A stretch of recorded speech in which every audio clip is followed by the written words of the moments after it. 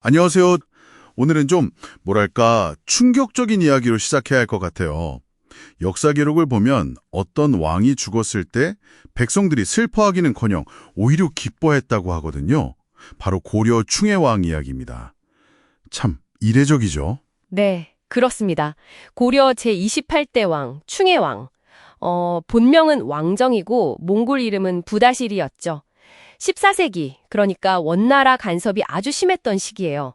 이때 두 번이나 왕위에 올랐다가 폐위된 참 파란만장한 삶을 산 인물입니다. 오늘 딥다이브에서는 여러분이 보내주신 자료들을 토대로 왜 그가 수치스러운 왕이라고까지 불리게 됐는지 그 배경을 좀 깊게 파고들어 보려고 합니다. 특히 원나라와의 관계 속에서요. 좋습니다. 단순히 충혜왕이 나쁜 짓을 했다 이걸 넘어서서 왜 그렇게 행동했을까? 또 그 시대 상황은 어떻길래 그런 왕이 나올 수 있었을까? 이런 걸 좀 집중적으로 파헤쳐보고 우리가 뭘 배울 수 있을지 함께 찾아보는 게 목표겠네요. 네, 맞아요. 먼저 핵심 배경, 원 간섭기를 짚고 넘어가야 하는데요. 이때는 고려 국왕 자리가 정말 원나라 정치판에 따라 그냥 휙휙 바뀌었어요. 예를 들면 원나라에서 엘테무르라는 사람이 힘을 잡으면 그쪽 라인이 왕이 되고 또 그가 쫓겨나고 바얀이라는 사람이 권력을 잡으면 또 상황이 바뀌고 그랬거든요. 충혜왕의 운명도 여기에 완전히 얽혀 있었죠. 그러니까 충혜왕 개인이 뭘 잘하고 못하고를 떠나서 외부 요인이 너무 강력하게 작용했다는 거군요.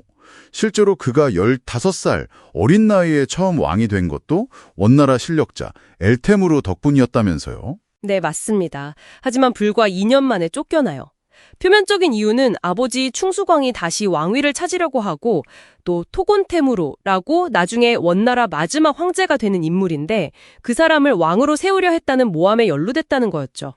근데 결국 이것도 원나라 내부의 권력 다툼에 휘말린 결과라고 봐야겠죠. 고려 왕권이 그만큼 약했다는 증거고요. 참 힘이 없었네요, 고려 왕실이. 네. 그러다가 원나라에서 또 권력 교체가 일어나요. 바얀이 쫓겨나고 톡토라는 인물이 실권을 잡으면서 충혜왕이 1339년에 다시 왕위에 오릅니다. 극적으로 복귀한 거죠. 그런데 이때부터 그의 통치는 정말 황음무도 이 네 글자로 요약됩니다. 폭정의 시작이었죠. 황음무도. 기록들을 보면 진짜 입에 담기 힘든 행동들이 많더라고요. 악소배라고 불리는 불량배 같은 측근들을 등용해서 나라를 어지럽히고 백성들 재산도 그냥 막 빼앗고 그랬다면서요? 네, 맞아요. 그야말로 국정농단이었죠. 그리고 탐음부도라고 해서 도덕적으로도 완전히 타락했어요. 탐욕스럽고 음란하고 도리에 어긋난 행동으로 왕실 기관 자체가 무너져 내렸습니다.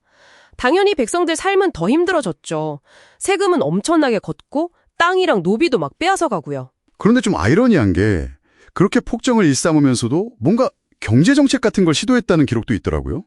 네. 그게 좀 흥미로운 지점인데요. 보흥고라고 해서 사실상 자기 개인 금고 같은 걸 만들었어요. 또 시장에 점포를 만들어서 상업을 장려하는 듯한 모습도 보였고요.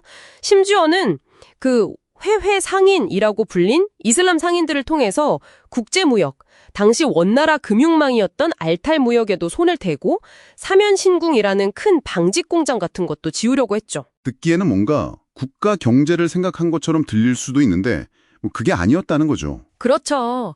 핵심은 이 모든 게 국가 발전이나 백성들을 위한 게 전혀 아니었다는 겁니다. 그냥 약탈해서 모은 돈으로 자기 배를 더 불리려는 목적이었어요. 그의 탐욕을 보여주는 또 다른 모습일 뿐이죠. 결국 이런 폭정은 고려 안에서도 당연히 반발이 심했고 원나라에서조차 비판이 쏟아졌습니다. 심지어 이 기회에 아예 고려를 원나라의 한 성으로 만들어버리자는 주장, 입성론까지 다시 나올 정도였으니까요. 결국 자기가 자기를 무너뜨린 셈이네요. 1343년에 백성들 착취했다는 죄목으로 원나라 황제한테 폐위당하고 유배를 가게 되는데 그 과정도 정말 비참했다고 들었어요. 네, 맞습니다. 유배 가던 길에 지방관한테 하룻밤 묵으면서 이불 좀 달라고 했더니 그 지방관이 탐욕과 음란으로 죄받은 왕 주제에 내 이불까지 빼앗으려 드냐고 면박을 줬다는 기록이 있어요. 왕의 권위가 완전히 사라진 거죠. 세상에 왕한테 그런 말을. 네, 그의 마지막은 더 비극적입니다. 1344년 유배지로 끌려가던 중에 그 죄인 실오나라는 수레 있잖아요. 함거라고. 그 함거가 너무 빨리 달리는 바람에 그 충격이랑 고통 속에서 29, 30살 정도의 나이로 악양연이라는 곳에서 죽게 됩니다. 아마 이송 과정 자체가 하나 형벌처럼 이루어진 것 같아요. 처음에 말씀드렸던 것처럼 그가 죽었을 때 백성들이 오히려 기뻐했다는 그 기록이 그의 통치가 얼마나 실패했는지를 정말 단적으로 보여주는 것 같습니다. 결국 충혜왕은 개인의 탐욕과 잔인함, 여기에 더해서 원간섭기라는 시대적 한계가 맞물려서 만들어진 비극적인 인물이라고 할 수 있겠네요. 네, 정확합니다. 그의 사례는 리더 한 사람의 도덕성, 자질이 얼마나 중요한지, 그게 무너지면 국가 전체에 어떤 재앙이 닥칠 수 있는지를 여실히 보여주죠. 또 외부 세력과의 관계 설정이 국가 운영에 얼마나 큰 영향을 미치는지도 다시 한번 생각해 보게 하고요. 오늘 저희가 이 수백 년 전 폭군의 이야기를 꺼낸 건 이게 그냥 옛날 이야기로만 끝나지 않기 때문인 것 같아요. 권력의 속성이나 리더의 책임감, 또 공적인 지위를 이용해서 사적인 육성을 채우는 문제 같은 것들은 뭐랄까 시대를 초월해서 계속 반복되는 질문이잖아요. 여러분은 이 충혜왕의 삶에서 어떤 점을 느끼셨나요? 마지막으로 좀 씁쓸하면서도 생각해 볼 만한 사실 하나 던지면서 마무리할까 하는데요. 이렇게 온갖 악행을 저지른 충혜왕에게 원나라가 나중에 내려준 시호, 그러니까 죽은 뒤에 붙여준 이름이 뭔지 아세요? 놀랍게도 충회였습니다. 충성스럽고 은혜롭다는 뜻이죠. 그의 실제 삶과는 너무나도 다른 이 이름, 이게 뭘 의미하는 걸까요? 역사가 때로는 강자의 입장에서 쓰인다는 것, 혹은 이름과 실체 사이의 이 엄청난 간극에 대해서 한 번쯤 생각해 보시는 것도 좋지 않을까 싶습니다.